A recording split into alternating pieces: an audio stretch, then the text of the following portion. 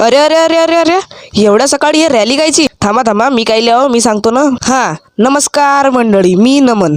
पहिलं तर रात्री ट्रॅक्टर सजवून घेत. हा, कशी दिसून राहिली? एकदम गजब. आता ट्रॅक्टर काय सजवला सांगतो ना, थांबा ना. आपल्या गावात काला असल्या कारणाने रात्रीच दोन्ही ट्रॅक्टर सजवून घेतो रॅलीसाठी, नाही का? अपने साथ मत जोड़िए हमको, अलग है. ट्रॅक्टर चालवण्यासाठी आमच्या टीमचे अध्यक्ष माननीय अमर भाऊ जाते. पाहता आमची रॅली मठा दिशेने चालते. मठात येऊन पहिलं भोलेबाबाजीच्या दर्शन घेऊन घेतो. हा, तर ज्या लोकांना आपल्या युट्यूब चॅनलला सबस्क्राईब नाही केलं, आमच्या इंस्टाच्या बायो मध्ये ते युट्यूबची लिंक दिली आहे, जाऊन पटकन सबस्क्राईब करून घ्या यार. आता काल्याचा दिवस म्हणला तर एकदम वेगळाच, कारण की सकाळी सकाळी उठता बरोबर आपल्या कानावरती गोड गोड भजनं ऐकायला भेटते. सगळा गाव एकत्र येऊन मस्त रॅलीचा आस्वाद घेते. पण तरीही आजकालचे लोक आपल्या मराठी संस्कृतीला विसरत चालले. या काल्याच्या कार्यक्रमात लहानापासून तर मोठ्यापर्यंत, म्हाताऱ्यापासून तर जवानापर्यंत सगळेच जण सहभागी होते. मग पूर्ण गावाचा एक चक्कर मारून रॅली मंदिरात पोहोचली. कीर्तन सुरू व्हायसाठी वेळ होता, तर मग आम्ही चाललो येतो ट्रॅक्टरच्या शूट करायसाठी. मग काला वगैरे फुटते ना, मग जेवणाला सुरुवात होते. सकाळपासून उपाशी असल्याच्या कारणानं आम्ही बी एक घास जेवणच घेतो. जेवण वगैरे करून आम्ही निघतो घुमासाठी मुरबी या दिशेने. मग मुरबीत आम्हाला भेटते छोटा ब्लॉगर दिशांत.